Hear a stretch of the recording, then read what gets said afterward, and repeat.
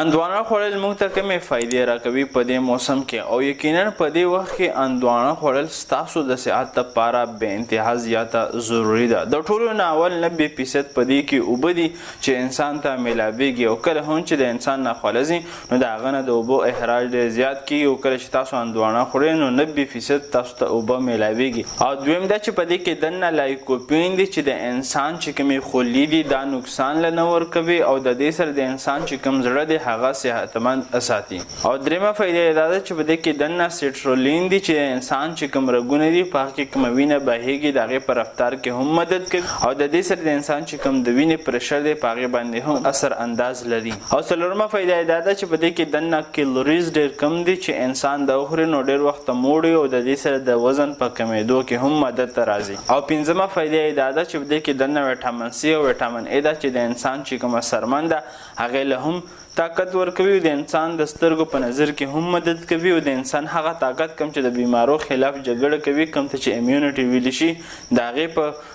زیاتوالي کې هم مدد کوي. او شپږمه فایده دا ده چې په دې کې دننه فایبر دی چې د دې سره انسان کومه عظمه ده دا بهتروالي طرف ته ځي کوم ته چې ډایجیشن ویلی شي نو دا ستاسو د صحت لپاره یو بهترین څیز دی. نو که چیرې دا معلومات انفارمیټیو وي خپل فرینډ سره شیر کولی شي او که چیرې تاسو دپاره خالص علاجي د مردانه طاقت لپاره پکار وي نو تاسو موږ ته په واتساپ باندې میسج کولی شي. شکریه. الله